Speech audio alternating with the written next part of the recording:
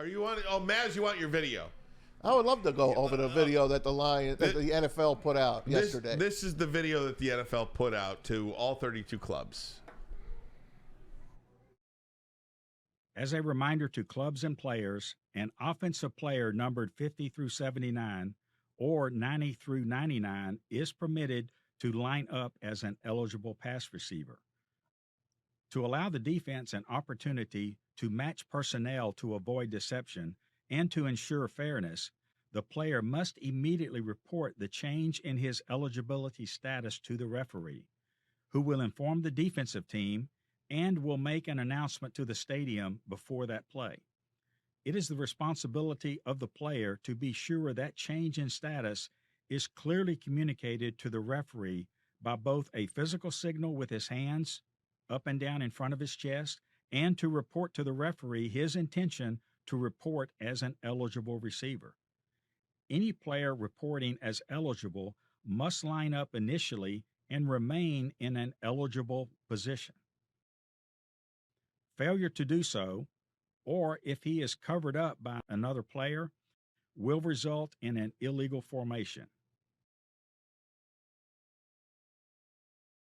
Should the reporting player elect to remain in the game for an additional play, he must repeat the same reporting process to the referee, and before each additional play, the referee will inform the defensive team. This process has been in place for many years and is intended to provide proper notification to the defense when players are lined up in positions that their number would not allow. Hold on. Am I the only one that thought that was Jerry Jones' voice? Like, doing the video, I'm like, so he screws us and then he puts the video out. No, it's a bunch of baloney. I've never seen anything like that to try to explain the rule to the other teams. Like, in that moment, like, it just reeks of, we know we messed up. Let's try to find a way to say something. Even when you watch the video, I think that's worse though, Bray. No, I know that. I think it's worse because I don't know if they think they screwed up. They're blaming the Lions. They are blaming the Lions, and that's what makes it worse. And not only are they blaming the Lions, and I don't know where this report came from, and I don't mean to disrespect anybody out there working, but whoever put out there that Brad Allen's crew was downgraded for the playoffs, I don't know where you're getting that from. I don't know where you've seen that, because they're getting one of the most high-profile games this weekend on national television on Saturday I hope night. I don't see him in the playoffs. But again, it'd be like Chris Paul with that one ref he hates. You know, I mean, if you're downgraded, I don't know why you're getting one of the most important games this weekend in a national television game. Why don't you just put Tim Donaghy on? Give him a uniform. Give him striped pajamas. Just ridiculous. Every time I watch that play, there's another aspect that I look at, and I'm just like, wow. Like, it just seems like Dan Skipper's coming in to, you know, it seems like he's trying to, and this was one of the things they talked about. Did Dan Skipper come in and report? Dan Skipper said he didn't report. Then other people came on and said it looked like they were trying to confuse. They were. You said they weren't? You're allowed to do that. Exactly. Yeah. But as the referee saw Dan Skipper coming towards him, it seems like he took off right when he saw Dan Skipper, which is the referee's fault. Correct. He didn't sit in there, and who knows, like Taylor Decker says he reported. I believe Taylor Decker came over there, and you see him do like this. But now if he heard him or not, whatever. But that's on the ref for leaving before the conversation was established with Dan Skipper and established with Taylor Decker and Panay Sewell. So you can say what you want to. As a football player, I know what happened. That's on the referee. The onus is on the referee to stand there and not make an assumption as to who was coming in based off what you were talked about before a game. Hey, we got this play coming in. This is how it's going to look. You thought you saw something and you took off. Well, that's on you because you assumed. How many times do you practice that, Braylon? Probably 4 times a day the whole week. There you go. How many times do you practice that fake punt? Probably twice. 3 times, 4 times a day. How many times do you hear the referee say so-and-so's reported? You hear it. I thought I heard it all the time. Like 20 times a game? Yeah, but we didn't hear it on TV. And Dan Miller did not hear it because his engineer failed. The Dallas guys heard it because I heard it on Dallas radio. Mm-hmm. I heard it. Number 70 is an eligible receiver. You know what? Whether we heard it or not, I mean, I feel like you hear that 20 times a game if you're listening for it. Yeah. You hear it 20 times a game on any particular Sunday. We did not hear it on TV that night. I don't know what the hell went wrong, but there's something rotten in Denmark. But usually on TV, 100%, man. It's usually on TV, Ryan, because of this play. Like, people don't report. Like, reporting eligible happens maybe 10 times, maybe 8 times a game. Like, every time you see it at home when you're watching TV, the refs do a great job of overly doing it. They let you know, hey, number 68 is reporting. Number 68, they say this on TV every single time because it's about 6 to 7 times a game.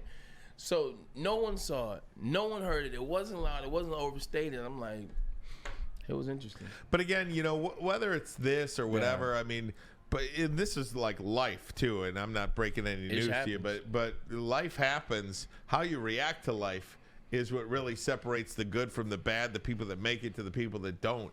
How you react to this, how the Lions react to this, how Dan Campbell reacts to this, that's going to be telling. And that's why I feel this game against the Vikings, although it may feel like it's not that big of a game, I think this is a pretty significant game for the Detroit Lions. One, not to lose 2 games in a row, and that's the first time they would do that in a season since 1972. Yep. They haven't done that since 72, so not losing 2 games in a row, getting momentum as you move into the playoffs, getting that 12th win, which I think is very important for the psyche of this franchise. They have not done that since 1991. Go into the playoffs with a win and work some of your guys back in.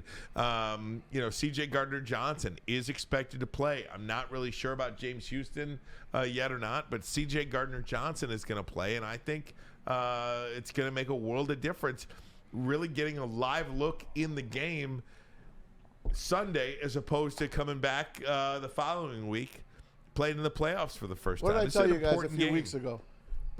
Bruce Irvin is never going to play for the Lions again. Didn't I say that? I did. He played one game after you said that, but I haven't seen him since. Well, he got cut. Oh, well, yeah.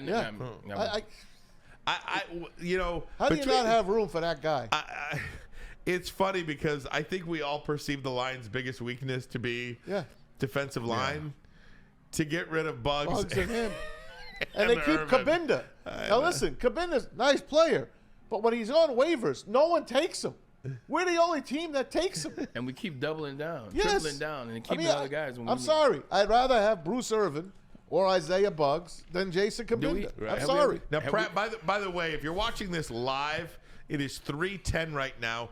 Practice doesn't start until 3:15. So we don't know anything about who's practicing or who's doing anything right now at this point. Stay tuned to the heavyweights tonight and Woodward Knights for more information on that. But as of now, practice starts in about 5 minutes. J-Mo did not practice yesterday. I don't expect him to play. Do we ever fully know what happened with Bugs? It's a great mystery. Because he ran out of chances. It's a great mystery to me what happened with that guy because he was a really good player. If you follow him on social media at all, it's all love. It's all respect. It's not like, now, does he have a different, I don't know. I would love to know what happened between Isaiah Thomas and Joe Dumars, Chris Webber and Jalen Rose, and Isaiah Bugs and the Detroit Lions. I can help you with one of those. I can help you with one of those. That's coming up next on Woodward Sports. I can help you with one of those. Hint, hint.